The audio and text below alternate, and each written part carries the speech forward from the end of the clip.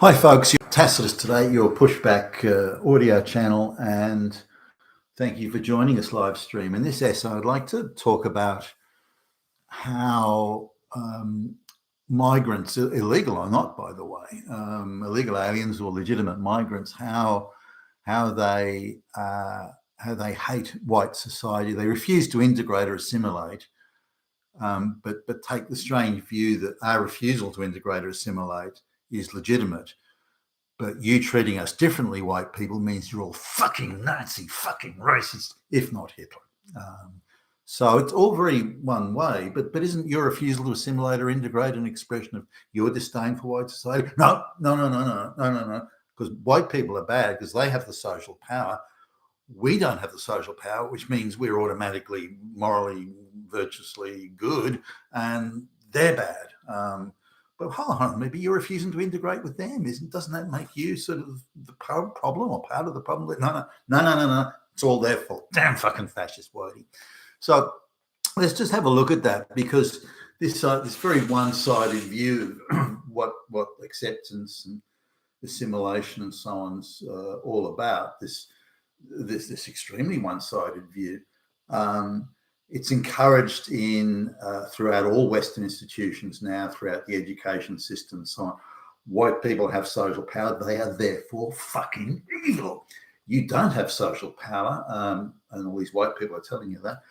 So therefore, you are the oppressed victim, which makes you the morally virtuous one and makes them the bad one. Don't you get it? And so that it's not hard for some of these quite simple people to buy into that and go, well, yeah, that's right. I got no responsibility. It's all those fucking white supremacist Nazis. They're the bad guys. And kind of that's how the narrative sort of plays out. But I just want to have a look at a few examples here of how it happens, and how whether through ineptitude, incompetence, intent, sloppiness, call it what you like, how the Western nations are universally and all in the same way, pretty much, encouraging these anti-white attitudes, which you have to imagine at this stage is the globalist purpose. Again, part of the crushing and destroying and eradication of white society, white culture, white history, for the sole purpose of making the globalists, take over much easier and to let it roll on without opposition or question. So have a look at there's a Mexican activist or Mexican heritage activist in the United States, and she's got a pretty much a plum job pushing LGBTQ. Not on the Mexicans, but on the Mexican Americans, but on white people. And I mean, she's a low IQ woman, but she's now part of that globalist activist cabal. Really working for an NGO that's been subcontracted to the Department of Education in the US. But just having a look at her history now. And how she comes to the genesis of her hatred of white people, if you like.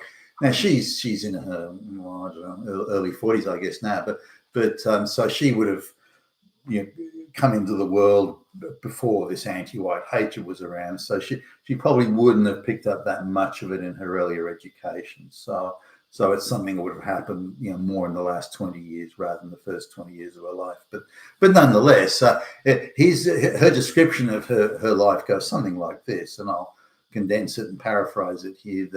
That they, her folks came illegally into the United States. Now her mother was illiterate. Father had a couple of years schooling, but was functionally illiterate. All they could do was be really rural farmers. Now, they wanted a better life. They didn't live that far from the US border in Mexico, and they wanted a better life. And somebody got a TV in the village they were in, and so they all see the American soap operas of the day, like Dallas and those sorts of soap operas, and they see all these very petty, petulant, childish people in these soap operas who seem to be fantastically rich, and they say, well, these people are just as petty and childish and stupid as we are. How come they got these grand mansions and fancy cars? So they see the the opulence in some of these soap operas. They see it as a documentary, if you like, on American life, rather than a soap opera that's scripted and acted and so on. They're too simple to sort of separate the two. All they know is, hey, there's a lot of mansions there, there's a lot of hot white chicks. Hey, what else do you need to know? So anyway, her folks come to America. They arrive illegally. Now, she says why should they have to go through white person's immigration policies? The fact that the parents have no skills, they're illiterate, they can't even write in Spanish, let alone English, and they've got nothing to offer, they've got nothing to provide. They're other than sort of the most basic of the basic labourers, they've got nothing to offer. So they don't meet any of the American criteria for immigration, and in any way, neither of the parents can fill out the forms, and those forms that had to be filled out in English, no less, that they're just an expression of fascism trying to oppress those helpless brown people, and it's those Nazis that are doing it over the border there. So already they've got this why should they have to meet an objective standard? Why should they? Just because the fucking white people say so? Just because they're damn Nazis say that we have to have skills? Why should that mean anything to us? Those fucking Hitlers? So straight away from the outset, well, this is the view she claims she has now. So they arrive illegally, the parents, and because they're living illegally and they're living sort of underground, if you will, they've got this fear of any day they're going to get a tap on the shoulder and they're going to be evicted. So she says they lived with this fear for years, and it took a toll on her parents. Being able to not being able to say, well, we're citizens of this country, or we're allowed to stay. And why should you have to get permission from white people? Huh? Why should you? They're only Nazis. Eh? Why should Nazis approve you being here? We're entitled to be here. We're human beings. Why should we have to go by Nazi rules and so on? So that's kind of her take there. So there's a massive chip on her shoulder about that. So anyway, there's an amnesty or something. So the parents get to stay. She's, of course, born in the United States, and now, should she be grateful for the first world lifestyle, such as being able to go to school? Her parents didn't go. Well, the dad had a couple of years of schooling, but she's got she's been schooled and has all sorts of benefits and so on. And being a low income labourer, there's all sorts of government welfare and social security benefits that went in. She's obviously was picked as some sort of poster child possibility because she gets a scholarship to go, even though she's low IQ. I mean, she's no genius, this one. She gets a scholarship to go to university to study some sort of bullshit sociology course, and later on gets a lot of sort of cozy government type jobs and into the NGO sector. But her parents don't speak English at home. Now, they could have gone to free, even in the underground network, there was English classes there. But they made no effort. They lived in even after they got their citizenship or their green cards, they lived in a all Mexican neighborhood, only spoke Spanish, only went to Spanish shops, only dealt with other Spanish people. She only had Spanish friends as kids. The parents weren't comfortable having English-speaking kids coming to the house or her going to the houses of English-speaking kids. So she was, effectively barred from making Anglo, gringo friendships at school and that sort of stuff. So effectively, she was not only encouraged but lived an apartheid lifestyle, self-inflicted, nothing to do with the white folks here, self-inflicted. What would have been an issue while they were illegal, and I do appreciate that, but then why did you come across illegally if it was going to be such an issue, a burning sore issue with you? Why do it? But anyway, that was so she's she's got this thing that all white people are evil, they're fascist, they're Nazi. She should not, or her family should not be held to any independent, impartial standard, because that's a white standard.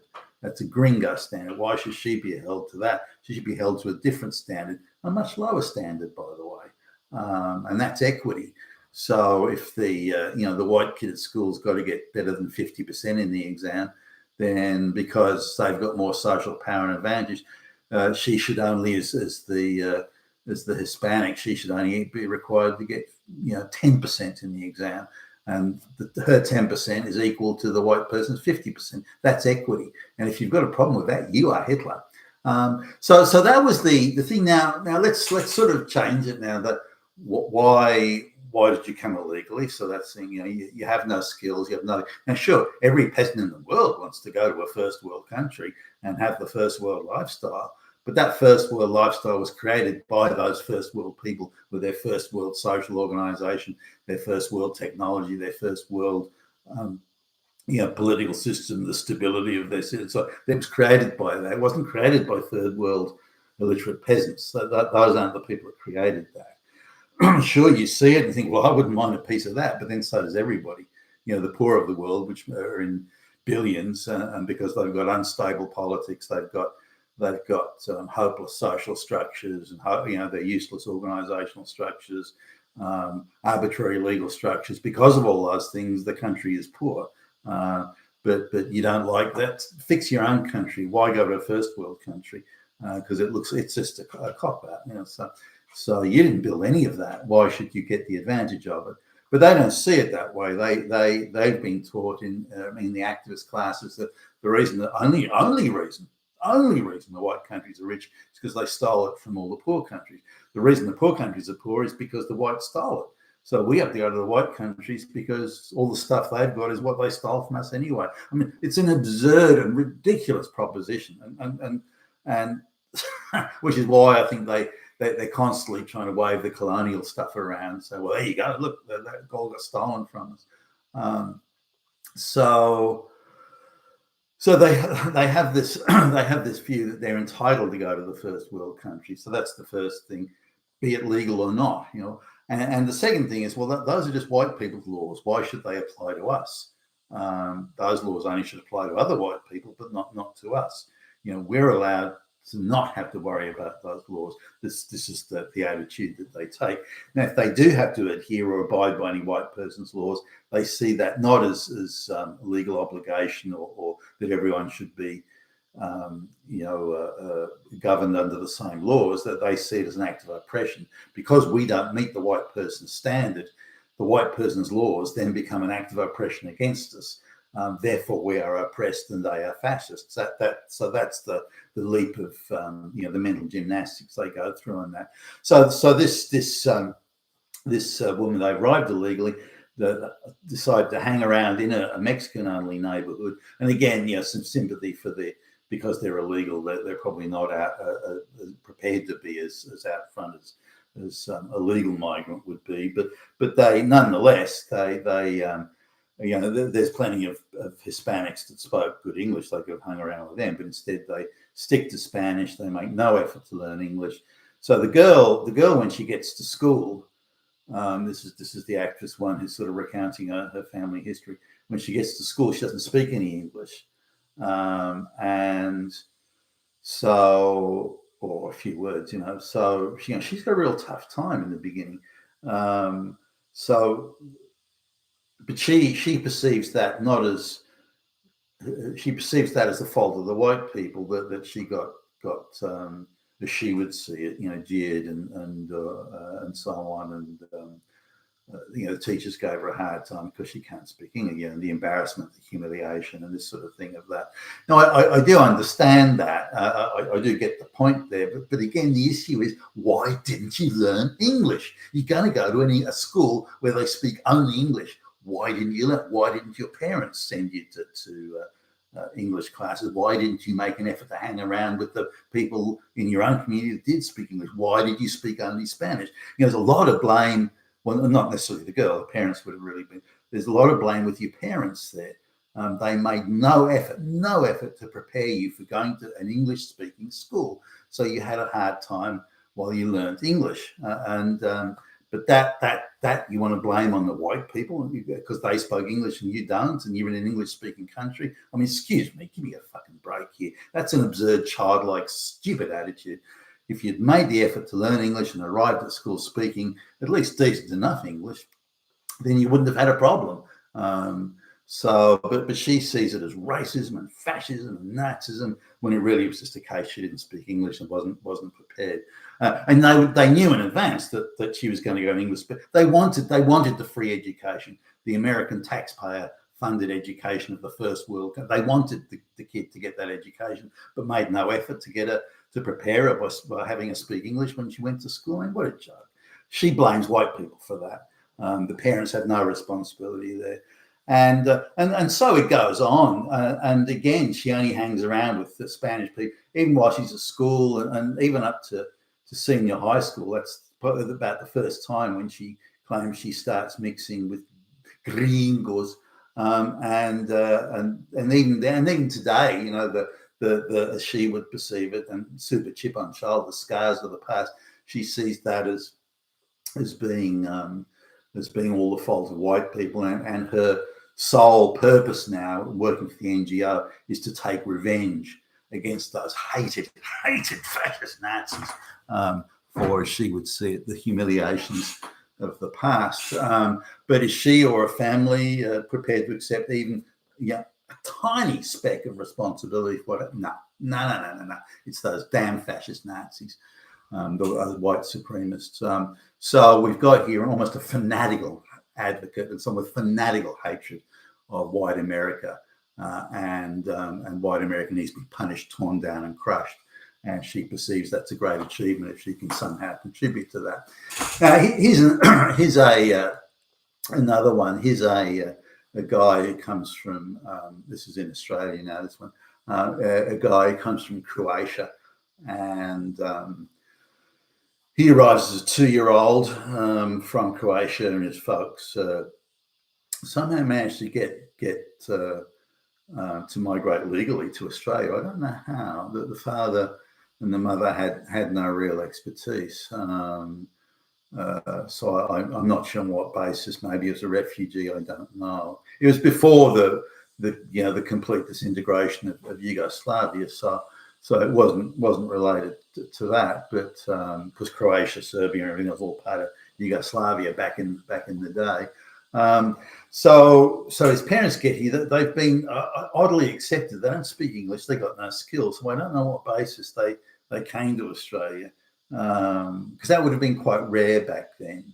You know, you would have needed, generally you needed skills and speak the language. You know, there was a big dump of illiterate migrants after the Second World War, but then they started to tighten it up quite considerably in the between, say, 1960 to onwards, 1959, 1960 onwards, where they really, you really had to have skills. And if you look at the migrant manifests of ships and airplanes, from these, you see it's carpenters, plumbers, electricians, architects, people with skills. Well, nearly all of them. I mean, you did have some there, the labourers, but gee, not many. Nurses and so on and so forth. So anyway, they got here. The parents don't speak English, don't bother to learn English either. Very important here. They go and hang out in a neighbourhood. They find out through the grapevine where the Croatians are, and there's not that many, but they go straight to that area. So there's like Croatian shops and things like that. So they hang out there, and again, the kid goes to school not speaking a word of fucking English. They speak Croatian at home, and so and he only hangs around with other Croatians, or the family does. So he doesn't can't speak a word of English. Now that would have been a time when he would have been a rarity. Everyone in the school would have spoken English, or pretty much. So he would have been a rarity there. So in comes this kid that can't speak a word of English, and there was no structure for people that didn't speak English back in the day, and so he would have got a hard time, no question of it. and he would have suffered the humiliations and the childhood pranks and all that sort of stuff, which is the scars of which still stick with him today. But again, he does the same thing, and he's a reasonably bright guy. He's not an idiot, this guy. You can see he lacks the social confidence that a white person may have, and I think it's a hangover from those times. And he didn't get much help from home, because when he got home, his parents could only speak Croatian, so it's not like he could brush up on his English. And they didn't really want him to hang around with non-Croatian kids. They didn't want English-speaking kids coming to the house or their place, all those sorts of things, which really slowed down his assimilation into the English-speaking diaspora. So, but he sees this as fascism and evil white supremacy. When he's white, for fuck's sake, you wouldn't know he's any different. There's a slight sort of, you kind of get a bit of a Slavic sort of vibe from him, and when he switches into, say, saying a Slavic name, he says it with the thick accent of a Slavic speaker. So anyway, he's convinced that the whole thing was evil white people oppressing him and being mean to him, and for no reason, and that's the thing. So I tried. I know this guy. I tried to talk to him. So wouldn't it have helped if you spoke English? Oh, suppose maybe damn fascist Nazis and so on. Now he's a straight male. I wouldn't class him as an activist, far from it, but he still perceives that he was the injured, wronged party, and he did nothing to facilitate or help that, or his parents didn't. Now, when he came here when he's 2 years old, and he didn't go to school until he was, given where his birthday appeared. I think he was 6 years old, he says, when he went to school. So he had at least 3+ years to learn English. His parents could have learned English in that time, but they chose not to.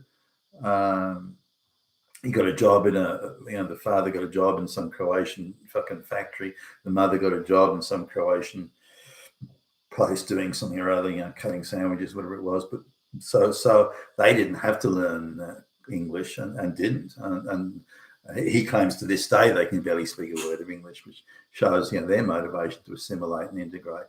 But he doesn't see that as a problem. He said, no, they're allowed to do that. That's okay. That's multiculturalism. But the fact that he had any problem integrating into an only English-speaking environment, that's the fault of white people. That's the fault of the Anglos. And as he comments to me, he said, if my name was Smith or Jones, it wouldn't have been a problem. And he just won't accept any responsibility from him or his parents. Even when I went, well, what if you'd spoken English when you went to school? Do you think, I guess, doesn't mean they're not all Nazis. Like, oh, fuck.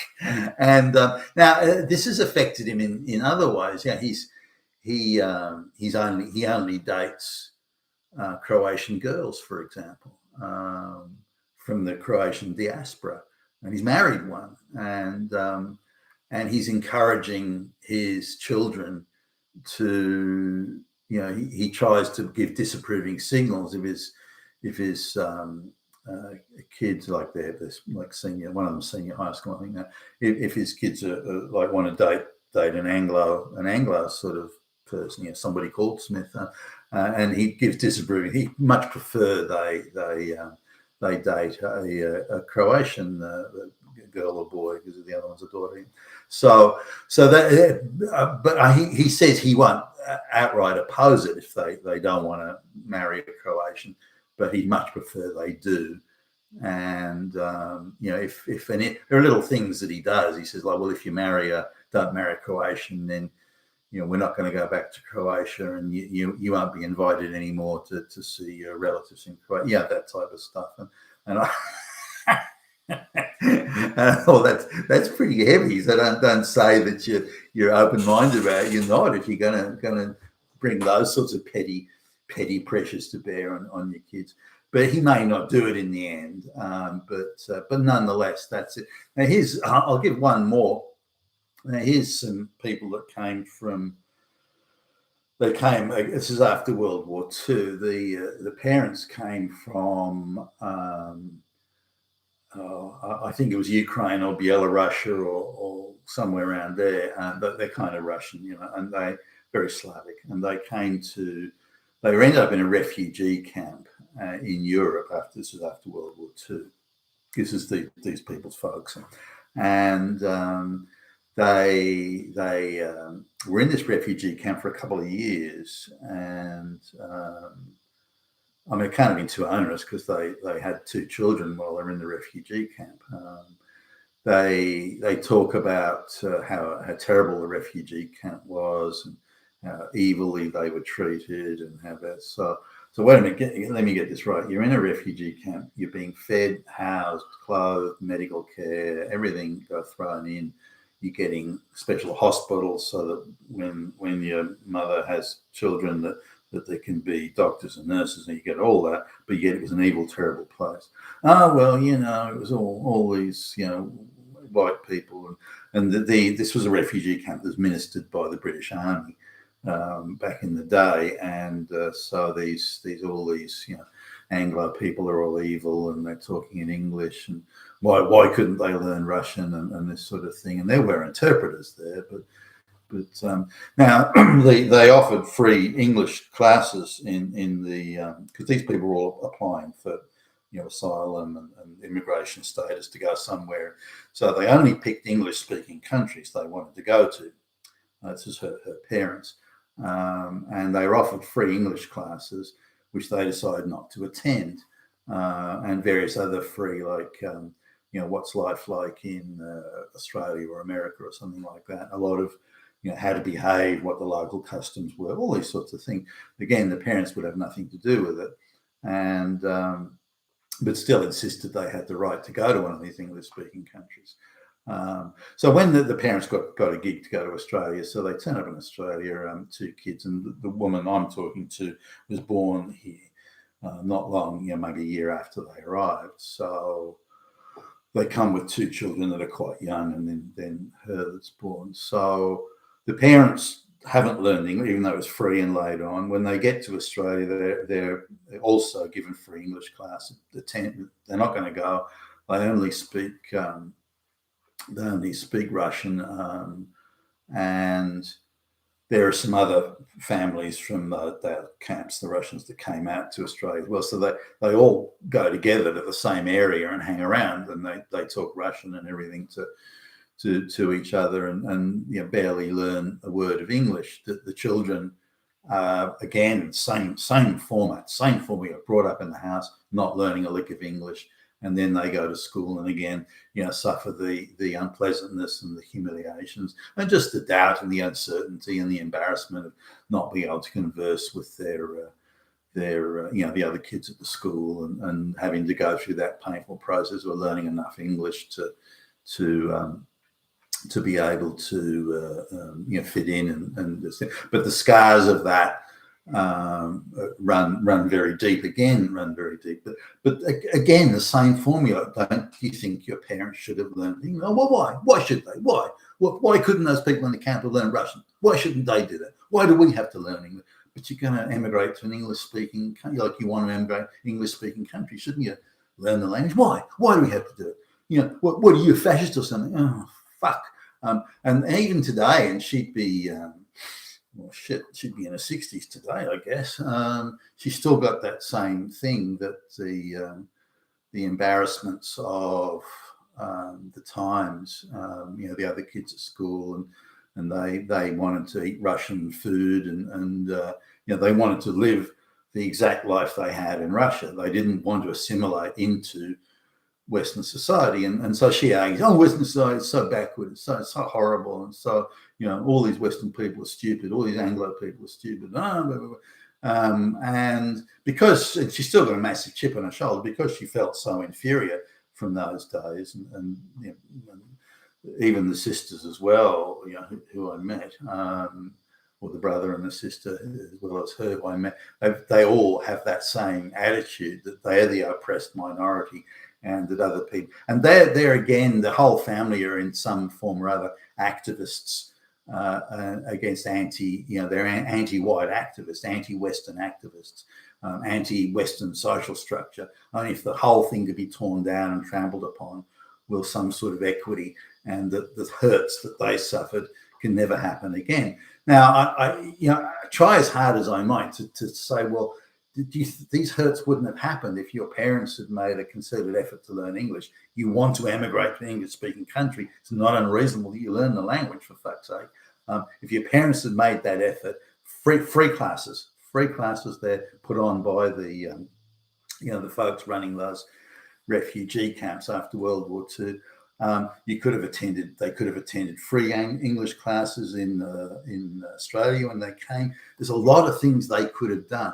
They didn't prepare you for school. You arrived at school not speaking a word of English. Don't you think those things have made 99% of the problems the hurts that you imagine from the past, that was created by your parents not going out of their way to A, learn the language, but B, make sure you learned it and you could speak it when you went to school. No, it's not that. It's those evil Anglos. It's them. It's those Nazis. They did it. And so because of this and because of these attitudes which were accepted, we've got this army of people that hate us and continues to be so to this day. You've been a Tacitus today, your Pushback channel. Thank you for listening.